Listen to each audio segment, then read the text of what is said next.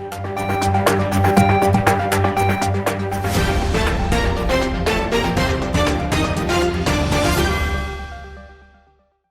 байцгаана уу? CB Voice хөтөлбөрийн энэ удаагийн дугаараар бид дотоод аудитын орчин үеийн чиг хандлага талаар ярилцахаар Seed Approach олон улсын байгууллагын дотоод аудит хариуцсан зөвлөх Баяр Магнаг өргөж оролцуулаад байна. Сайн байна уу? Сайн байна уу? Та бүхэнд өдрийн мэнд хүргэе. Баярлалаа. Дотоод аудит ер нь аливаа байгууллагуудад яг яагаад хэрэгтэй юм бэ? Ямар ач холбогдолтой гэдэг талаар та мэдээлэл өгөөч. За юуны өмнөд үзэгч олон та бүхэнд энэ өдрийн ямар амгалан айлтгая. За дотоод аудит гэдэг ингээд яриад үзэхээр хүн болгоны дуртахаар олон улсын стандартын дагуу бол дотоод аудит маань хоёр төрлийн юм үйлчлэгийг бол үзүүлэх ёстой байдаг. За нэгт нь бол баталгаажуулах, за нөгөөх нь буюу зөвлөх үйлчлэгийг бол үзүүлдэг байна.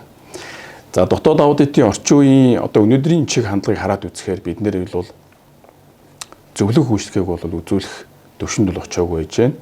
Өнөөдрийн байдлаар бид нар дотоод аудитын чиглэлээр ажиллаж байгаа аж ахуйн нэгж байгууллагын дотоод аудитын нэгж болвол баталгаажуулах чиглэлийн үйлчлэгийг бол үзүүл явж байгаа. За яагаад энэ дотоод аудит аж ахуйн нэгж байгууллага компани чухал юм бэ гэдээ аваад үзэхээр өнөөдөр байгууллагын хувьцаа эзэмшиж буй өмчийн эзэн гэж ярьдаг. За тэр маань бол өөрийнхөө байгууллагын үйл ажиллагааг агшин төвшөнд аваачах, ашиг орлогыг нэмэгдүүлэх, за үйл ажиллагаагаа тэлэх, гадаад дотоодын олон улсын зах зээл дээр бонд, IPO гаргах, компанийнхаа одоо юу гэдгийг ахиц дэвшлийг бий болохын төлөө бол хувьцаа эзэмшигч ашиг орлогын төлөө бол явж идэг. За ингээд үзэхээр мэдээж мэрэгжлийн одоо гүйцэтгэх хөдөлгөөний багийг бол олж томилох ийм хэрэгцээ шаардлага байж байдаг. Тэгээд гүйцэтгэх хөдөлгөөний багийг бол хараа тусаар хөндлөнгөөс үйл ажиллагааг одоо хянах, зохицуулах, зөвлөх, магадгүй тэр үйл ажиллагаанд нь хяналтын одоо функцүүдийг тийм ээ системээр, процессор нь бол бий болгож идэг. Ийм дотоод аудит бол хамгийн чухал гэж үзэж идэг. За дотоод аудитын одоо үүрэг гэдээ үзэх юм бол байгууллагын гүйцэтгэх хөдөлгөөний багийн үйл ажиллагааг тэр бизнес төлөвлөгөө, дунд хугацааны төлөвлөгөөний биелэлт хэрэгжилтийг бол хөндлөнгөөс хараа тусаар аудит хийгээд одоо өмчийн эзэн буюу түүний төлөвлөж байгаа туз аудитын хороонд нь бол одоо тайлбарлаж, тайлагнаж явдаг ийм чухал нэгж байдаг. За олон улсын байгууллагууд буюу дотоод аудитын чиглэлээр ажилладаг энэ мэргэжлийн одоо аудиторууд манаас юу гэж үздэг вэ гэхээр дотоод аудит бол эмчээр бол байгууллагын одоо чагнах төхөөрөмжим, за автомашин буюу техник хэрэгслээр бол тухайн байгууллагын одоо юу гэдгийг мотор нь юмаа гэж үзэж идэг. За зарим байгууллагуудын дотоод аудит хариуцсан захирлууд бас ярьж байгааг сонсч байсан. За тэр маань бол дотоод аудитор бол миний одоо баруун гар юм аа. Тийм ээ. Байгууллагын одоо үйл ажиллагааг хаана явж байгаа юм? Яг одоо тэр төлөвлөгөө гүйцэтгэл маань бодит төвшөндө хүрсэн юм уу? Яг үр дүн гарсан юм уу? Магадгүй байгууллагын үйл ажиллагаа дампуурлын төвшөнд байна уу үгүй юу? Ямар төвшөнд байгаа вэ? Эрсдэлтэй юу эрсдэлгүй гэдгийг нь бол тодорхойлж гаргаж өгч байдаг. Ийм бол чухал нэгж бол байдаг юм. Ийм үүрэг оролцоод бол ажилтдаг байгаамаа. За тэгвэл гадаад аудит, дотоод аудит, дотоод хяналт гэсэн юм ойлголтууд байгаа. Энийн яг та гол ялгаанууд чиг үүргийг нь жоохон дэлгэрүүлээд яриад өгөөч. За баярлалаа. За ер нь бол 1995 он хүртэл, за 2000 оны их хүртэл бол дотоод аудит, хяналтын тогтолцоо гэдэг ер нь бол ийм нэгдсэн нэг юм ойлголттой байхгүй, өөр ойлголттой бол аж ахуйн нэгж байгууллага магадгүй төрмөн ч гэсэн явж ирсэн. За дотоод аудит гэдэг бол та бүхэн би сая өмнө дурдсан тийм ээ IPP стандартаар бол хоёр төрлийн үйлчлэгийг үзүүлдэг, баталгаажуулах буюу зөвлөх үйлчлэгийг үзүүлдэг. Тэгэхээр байгууллагын үйл ажиллагааг бол бүхэл бүтнээр нь процессор нь магадгүй үндсэндээ туслах процессор нь удирдлагын процессын төвшөнд магадгүй тэр байгууллагын гүйцэтгэл төлөвлөгөө гүйцэтгэл тухайн байгууллагын бүх үйл ажиллагааг нь маш өргөн цар хүрээтэйгээр бол хөндөнгөөс бол аудит хийдэг. За дотоод хяналт гэдэг аваад үзэхээр бол бид нар та бүхэн мэдж байгаа олон улсын хамгаалтын 3 шугамын юм загвар өрөө байж байдаг. За хамгаалтын 1-р шугам буюу байгууллагын тухайн удирдлагын төвшөнд бол хяналтын тогтолцоо явж байдаг. 2-р төвшөнд бол эрсдлийн удирдлага буюу compliance дотоод хяналт гэж байж байдаг. За хамгаалтын 3-р шугам дээр бол дотоод аудит маань өөрөөр ажиллаж байдаг. Тэгэхээр энэ хяналтын функцүүдийг өөрөөр бол бид нэр сүүлийн байгууллагууд, аж ахуйн нэгж байгууллагууд маань болохоор арай өөр төвшөнд бол ойлгоо явж байгаа. Тэгэхээр дотоод аудитыг бол дотоод хяналт гэдэг ойлгоо явж байдаг. Тэгэхээр дотоод аудит, дотоод хяналт хоёр маань хоорондоо бол маш их зөрүүтэй юм байж байдаг. Тэгэхээр дотоод хяналт маань бол яг вэ гэхээр тухайн байгууллагын үйл ажиллагааг нь яг вэ гэхээр маш одоо жижиг төвшөнд, мега төвшөнд хяналттай байна уу, хяналтгүй байна уу гэдгийг гаргаж ирж явдаг бол дотоод аудит маань бол байгууллагын үйл ажиллагааг маш өргөн цар хүрээтэйгээр гаргаж ирдэг.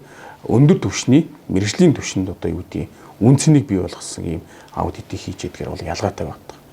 За хамгаалтын 2 дугаар шугамн дээр байдаг бол эрсдэл гэж байж байдаг. Тэгэхээр эрсдэл байж байгаа дотоод аудит шаардлагагүй юм биш үү гэсэн юм ойлголтууд бас байж идэх нийтлэг байдаг.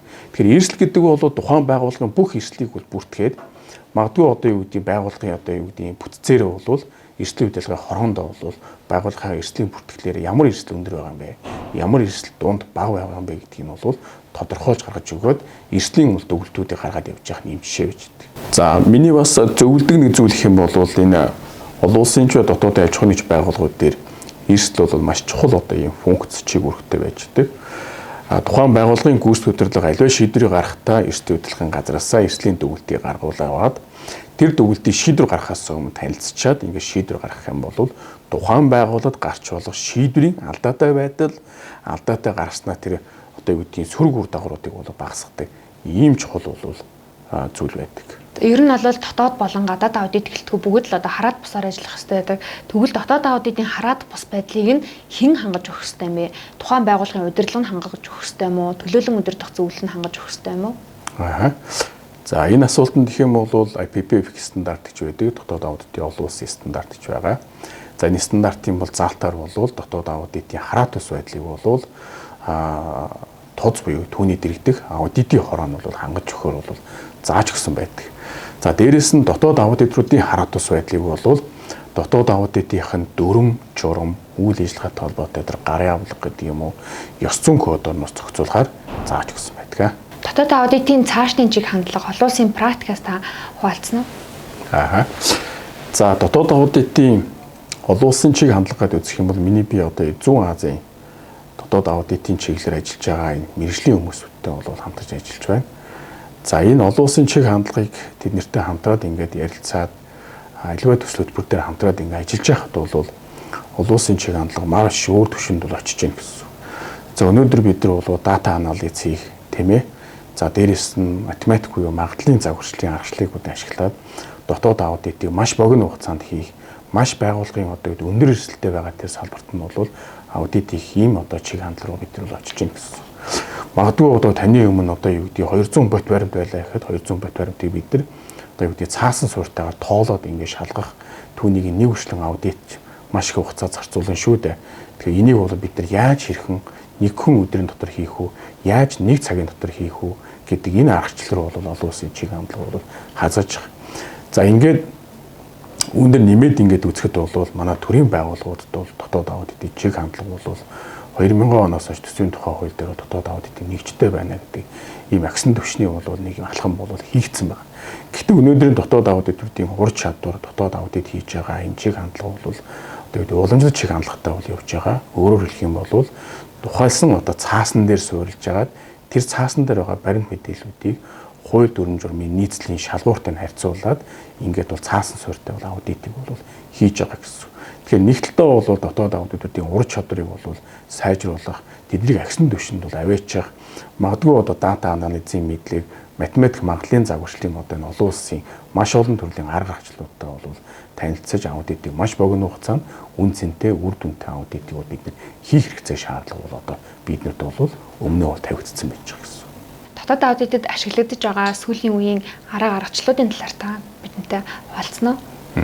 За сүүлийн үеийн дотоод аудитэд бид нэр Бенфордын лоо буюу Бенфордын хууль аргачлал, за Монте Карлогийн шинжилгээний аргачлал, за асуулгын загварчлалын аргачлал, за дээрэс нь эрсдэл суурилсан дотоод аудитын эрсдлийн үнэлгээний аргачлал гэдэг маш олон энэ аргачлалуудыг бол дотоод аудит бид нар өргөнөөр ашиглаж байна.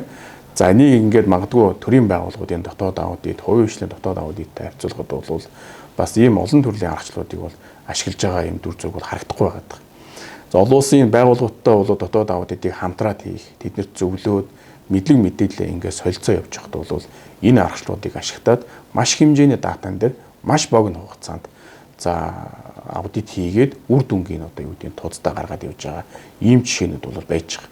За хамгийн одоо бодиттой жишээ хэлэхэд нэг аудитор төр 20 бот баримтыг өгөөд удирдлагын зүгээс за аудит хийгээрэй гэдээ явуулчихж байгаа. За ингээд дотоод аудитор маань 20 бот баримтыг бол нэг бүртэн шалгахад бол маш их цаг хугацаа зарцуулж байгаа. За олон улсын байгууллагууд болохоор түүн дээр аргачлалыг ашиглаад одоо юу гэдэг яг энэ бот баримтан дээр бол асуудал байна. Энэ бот баримтан дээр эрсдэл байна. Энэ бот баримтан дээр манай байгууллагын үйл ажиллагааг унгаах асуудлууд байна гэдгийг бол гаргаж ирдэг ийм өөрөө аргачлалууд бол олон улсад хүлэмжшөрөгдсөн байдлаар ашиглаад ингээд явж байгаа ийм сайн давуу талууд байж байгаа. Тэгэхээр өнөөдөр бид нэр магадгүй тухайн байгууллагад дотоод аудитыг нэгж ихээр маш цөөхөн хүн байж идэг. 3 хүнтэй дотоод аудитыг нэгж, 5 хүнтэй дотоод аудитыг нэгж байж байгаа шийд. За хамгийн сайн байгууллагууд бол одоо юу гэдэг банк санхүүгийн байгууллагууд бол маш олон дотоод аудитортой байж байна л да. Гэхдээ бид нар бол цаасан суурьтай аудитаас бол салах цаг бол болсон юм байна. Энэ бол 2000 оноос хойш бол дотоод аудитыг нэгжид гарч байгаа ийм шинжтэй өөрчлөлт юм аа гэж харж байгаа. Баярлалаа. Манай хөтөлбөрт нэмэлт мэдээлэл өгөхөөр Монголын мэргэжлийн эхлэн модогчдын институтын дэд ерөнхийлөгч Нацагд орж хүрэлцэн ирсэн байна. Сайн байна уу? Сайн байцгаана уу? CBI Wise хөтөлбөрийнхөө үзэгчид энэ өдрийн мэндийг хүргье. Баярлалаа. Та дотоод аудиторуудыг хаана хэрхэн бэлддэг талаар, хаана хэрхэн бэлдэх ёстой вэ гэсэн талаар та мэдээлэл өгөөч. За дотоод аудитор гэдэг маань өөрөө олон талын ур чадвар мөн стандартын шаардлага хангасан ийм мэргэжил байдаг. Тэгэхээр дотоод аудиторуудыг бол олон улсад одоо магистр докторийн академик сургалтын хөтөлбөрт бэлтгэхээс гадна за олон улсын мэргэжлийн байгууллагууд бас энэ дотоод аудитор гэсэн цол зэргийг олгодог, бэлтгэдэг. Тэгэхээр Монгол улсад бол энэ дотоод аудитын олон улсын институтийн Монгол дахь салбар, Монголын үндэсний дотоод аудиторуудын холбоо бол бас энэ мэргэжлийн сургалтуудыг бас явуулдаг. За үүнээс гадна мөн олон мэргэжлийн олон төрлийн мэс байгууллагууд сургалтыг явуулж байгаа. Магистр докторийн шатнд бол ихтэй сургуулиуд маань бол дотоод аудитаар мэргэжсэн боловс суучныг бэлтгэдэг. За мөн Монголын мэргэжлийн эхлэн модогчдын институт бол дотоод болон гадаад аудиторуудыг бэлтгэдэг. Мөн шат чатныхаа хөтөлбөрт бол дотоод аудитын талаар ойлголт, дотоод аудитын арга барилуудыг олгох энэ мэдлэг мэдээллүүдийг бол хөтөлбөрүүдэд тусгаж өгсөн байдаг. Институтын дотоод аудитын хорооны бүтэц болон чиг үүргийн талаар та нэмэлт мэдээлэл өгнө үү? За альч байгууллагууд ер нь дотоод аудит бол тухайн байгууллагын үн цэнийг нэмэгдүүлэх ийм үндсэн зорилготойгоор ажиллаж байдаг. За энэ утгаараа бол Монголын мэргэжлийн эхлэн модогчдын институт 2021 онд их хурлаараа дүрмээ өөрчилсөн. Энэ дүрмийн өөрчлөлтөнд бол дотоод хяналтын тогтолцоо, за түүн дотроо бол дотоод аудитын бүтэц зохион байгуулалтыг анх удаа оруулж өгсөн байгаа. Монголын мэргэжлийн эхлэн модогчдын институтын одоо үйл ажиллагаанд одоо хараад ус бодитоор үнэлгээд өгүүлэх зорилго бүхий 5 гишүүнтэй юм дотоод аудитын хороо бол орон тооны бус ийм хэлбэрээр бол ажиллаж байгаа. Дотоод аудиторууд байгууллагын үн цэнийг нэмэгдүүлдэг гэж та сая ярьлаа. Тэгвэл яг ямар арга замаар, ямар шатаар дотоод аудиторууд маань энэ үн цэнийг нэмэгдүүлээд байгаа юм лээ? За энэ асуултанд хариулахын тулд дотоод аудитын дотоод хяналтын тогтолцоонд функцүүдийн чиг үүрэг, за мөн гадаад аудиттай дотоод аудит маань ямар харилцаамаар уялдаа холбоотой, ялгаатай бэ гэдэг талаар бас уялдуулаад хариулчихъя. Тэгэхээр дотоод аудитын үндсэн зорилго бол өөрөө байгууллагынхаа үн цэнийг нэмэгдүүлэх байдаг гэж бид нар өмнө ярилцсан. Тэгэхээр дотоод хяналтын тогтолцоонд дотоод аудитаас бусад функцүүд бол тэр алдаа дутагдыг илрүүлсэн этгээд дарах хэмжээ авах энэ тал дээр бол төлөвлөж ажилладаг бол дотоод аудит тэр алдаа дутагдал юунаас болж гарсан юм бэ гэдэг их сурвалжийг олж тогтоогоод түүнийг яаж зас залруулж байхгүй болох вэ гэдэг дээр гол анхаарал ач холбогдлоо өгж ажилладаг гэсэн. Ийм учраас бол сая нөгөө алдаа дутагдал гараад түүнийг олж илрүүлээд гарсан одоо шалтгааныг олж тогтоогоод байхгүй болгосноор байгууллагын үндэс нь бол нэмэгдэж үйл ажиллагаа сайжирна гэж үздэг. Дотоод хяналтын тогтолцоонд үйл ажиллагаа явуулж байгаа 1-2 дугаар шугамын хамгаалалт болох дотоод хяналт болон мэргэжлийн хяналтууд маань бол харьцангуй гүйцэтгэх удирдлагын өдөр тутмын хяналтанд зөвхөн алдаа дутагдлыг илрүүлэх, одоо алдаа дутагдал гаргасан субъектэд арга хэмжээ авах энэ тал дээр анхаарч ажилладаг учраас 1-2 дугаар шугамын хяналт байсан ч алдаа гаргаж байгаа их усүр бол хаагддаггүй гэж үздэг. Тэгэхээр Монгол улсад бол энэ дотоод хяналтын тогтолцоо харьцангуй уламжлалт явж ирсэн. Энэ уламжлалт тогтолцооны гол одоо зорилго болвол алдаа дутагдлыг илрүүлэх арга хэмжээ авах энэ ажиллагаанууд дээр бол төвлөрсөн байдаг. Тэгэхээр дотоод хяналтын тогтолцоо хэдийгээр 1-2 дугаар шугамынхаа хүрээнд ажиллаад байгаа ч гэсэн алдаа гарч байгаа их сурвалжийг олж устгахгүй, арилгахгүй байгаа болохоор байгууллага маань үйл ажиллагааны сайжирч үн цэн нэмэгдэхгүй байна гэж үздэг. Тэгэхээр дотоод аудиторууд яаж тэр үн цэнийг нэмэгдүүлж үйл ажиллагааг сайжруулад байгаа юм бэ гэхээр тэр алдааг арилгаж яадаг. Үүн дээр нь бол алдаа гаргаад байгаа тэр субъекттэй, тэр байгууллагын эдистэй очиж тулж ажиллаж, хамтарч ажиллаж тэр алдааг арилгадагаараа бол гол давуу талтай ялгаатай юм аа. За харин гадаад аудит маань өөрөө хөндлөнгийн буюу дотоод тухайн байгууллагын гадна оршиж байгаа мэргэжлийн баг хурж ирээд үнэлгээ дүгнэлт өгөөд яг зөвлөмж бол өгөөд явдаг. Зөвлөмжийнхаа хэрэгжилтэн дээр бол магадгүй гадаад аудит зүгээр онлайн биш практик судалгаагаар баримжаагаар харахад бол нэг нийт үйл ажиллагааны 10% зарцуулдаг. Тэгэхээр харин дотоод аудит маань бол үндсэн үйл ажиллагааныхаа бараг 5% тэр алдаа дутагдaltaыг аргатлах, эргэн хянах энэ шатанд нь бол зарцуулж байдаг. Тэгэхээр эндээс бол нөгөө гадаад дотоод аудитын гол бас ялгаа олж харагдаад байгаа. Гадаад аудит бол мэргэжлийн хараад бас гэдгээрээ бол үнэлгээ дүгнэлт баталгаажуулалт өгөөл зөвлөд орхидог бол дотоод аудит бол тэр зөвлөмжийн хэрэгжилтийг хангуулж алдаа дутагдлыг арилгаснараа бол арилгахтад гол ач холбогдол анхаарлаа хандуулдаг. Ингэснээр сая байгууллагын үйл ажиллагаа сайжирч үнцэн нэмэгддэгэ гэсэн үг. Одоогоор Монгол улсын дотоод аудитын байдал бол илүү уламжлалт хандлагатай байна гэж та ярьлаа. Тэгвэл энэ уламжлалт хандлагыг илүү яаж цаашаад шат ахиулж илүү орчин үеийн чиг хандлагад нийцүүлж хөгжүүлэх вэ? За манай улсын салбарт бол дотоод аудитын чиг үүргийг хэрэгжүүлж байгаа манай төрийн захиргааны төв байгууллагууд буюу яамдууд байгаа. За мөн засгийн газар дээр бол тодорхой хэмжээний хяналтын чиг үүргүүд бол ирсэн байдаг. Харин хувийн салбарт бол дотоод аудитыг аж ахуйн нэгж байгууллага өөрөө хөгжүүлдэг. За мөн улсын хувийн гэлтгүү дотоод аудитын салбарыг хөгжүүлэгч үндсэн байгууллага бол энэ мэргэжлийн байгууллагууд байдаг. Тэгэхээр Монголын үндэсний дотоод аудитын холбоо, Монголын мэргэжлийн эхлэн бодлогын институт гэх мэт энэ мэргэжлийн байгууллагууд бол дотоод аудитыг хөгжүүлэхэд үнэтэй хувь нэмэр оруулж байдаг. Энэ бол олон улсын жишгч тийм байдаг. Өнөөдөр бол дотоод аудитын салбарт дагаж мөрдөж байгаа үндсэн бичиг баримтууд, заавал дагаж мөрдөх стандартууд гэсэн мөн байр суурь илэрхийлсэн боловсрол мэдлэг олох зорилго бүхий энэ бичиг баримтууд маань бүгд олон улсын дотоод аудитын институт гэдэг мэргэжлийн байгууллагаас бол боловсруулагдсан гаргаж байдаг. Тэгэхээр яг энэ утгаараа бол Монгол улс ч гэсэн энэ мэргэжлийн байгууллагуудын хөгжлийг бэхжүүлэх, мэргэжлийн байгууллагуудаар дамжуулж дотоод аудиторуудыг хөгжүүлэх нь бол чухал байна гэж харж байгаа.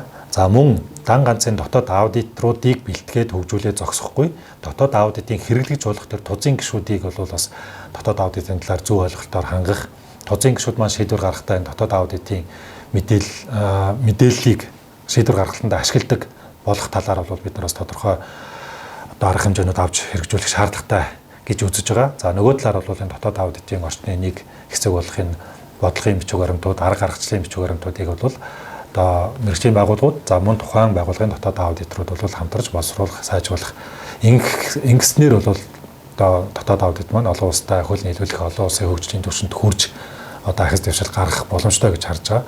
Ер нь бол Монгол улс түрүүн бид нар яриандаа дурдсан Монгол улс дахь дотоод аудит, дотоод хяналтын тогтолцоо бол уламжлалт хандлагатай байгаа. Тайлан цуурилсан, өнгөрсөн цаг хугацааны мэдээллийг ач холбогдол өгсөн, за алдааг илрүүлдэг, алдаа гаргасан этгээд арга хэмжээ авдаг энэ одоо үйл ажиллагаанууд гол төвлөрч ажиллаад байгаа. Гэтэл олон улсад бол орчин үед эрсдэл цуурилж ирээдүйд яаж тэр алдаа тогтол гарахаас урьдчилан сэргийлэх вэ? Түүнийг урьдчилан сэргийлэхийн тулд өнөөдөр дотоод аудитаар дамжуулж яаж одоо эрсдлийг хамгаалах бодлогууд гаргах вэ гэдэгт бол гол анхаарлаа хандуулдаг болсон байгаа. Тэгэхээр бид нар бол олон улсын хөгжлийн хандлагатай хөл нийлүүлж алахыг гэх юм бол сая арга хэмжээнүүдийг шат хатанд авч хэрэгжүүлэх шаардлагатай гэж үзэж байна. Ярилцлагын төгсгөл та дотоод аудиторуудад та зөвлөмж өгнө. Тэгэхээр дотоод аудит гэдэг бол нэг талаас маш өндөр хариуцлагатай мэргэжил, маш олон төрлийн өндөр бэлтгэгдсэн мэргэжлүүдийн бэлтгэсэн мэдээлэл дээр дүгнэлт, баталгаажуулалт, зөвлөмжийг өгч байдаг. Нөгөө талаар бол маш сайхан мэргэжил, маш олон талын одоо туршлага, дадлага, чадварыг богино хугацаанд эзэмших ийм боломжийг олгож байдаг. Ийм учраас одоо мэргэжлийн эхлэнгуудаа за мөн бусад мэргэжлүүдээ бол дотоод аудитын салбарт орж ажиллаарай. Ингэснээр та богино хугацаанд бол дадлага туршлагыг өөртөө хөрвүүлж чадна гэж хэлмээр байна. Олон улсын судалгаанаас харахад энэ дотоод аудитын нэгжээс бол маш олон захирлууд төрөн гарсан байдаг. Мөн эдгээр захирлууд маань бол хамгийн амжилттай одоо ажиллаж байгаа. Энэ захирлуудын тоонд бол 109-оор багтаж байдаг. Тэгэхээр ийм хариуцлагатай, за нөгөө талаас ийм гоё одоо өсөлт хөгжилтийг бий болох мэргэжлэлээр ажиллахын тулд та бүхэн маань бол тасралтгүй сурч хөгжиж явах хэрэгтэй. Бүх талын одоо дадлага туршлагыг хөрвүүлж явах хэрэгтэй. Тэгэхээр аж ахуйн нэгж байгууллага дээр очсон дотоод аудит нь бол хамгийн олон жилийн туршлагатай, хамгийн өндөр мэдлэгтэй, хамгийн сайн одоо бодит хараат бус байдлыг хангаж чаддаг ийм ажилтнуудаас дотоод аудитын баг бүрдсэн байдаг. Ийм учраас энэ тал дээр бас өөртөө хөгжүүл цаг ямагт суралцж байгаарай гэж дотоод аудитораа хэлхийг хүсэж байна. Баярлалаа. Энэ удаагийн хөтөлбөрөөр бид дотоод аудиторын талаарх ерөнхий мэдээллийг олон нийтэд хүргэлээ. За мөн дотоод аудиторын хөгжил, чиг хандлагын талаарх мэдээллийг дотоод аудиторуудтай мөн хүргэсэн мал. За тузын хувьд бол дотоод аудиторын гаргаж байгаа мэдээллийг шийдвэр гаргалтанда хэрхэн ашиглах хэрэгтэй вэ гэсэн талаар мэдээллийг хүргэлээ. энэ удаагийн хөтөлбөрт хүрэлцэн ирж ярилцсан зочидтой баярлалаа. Баяртай.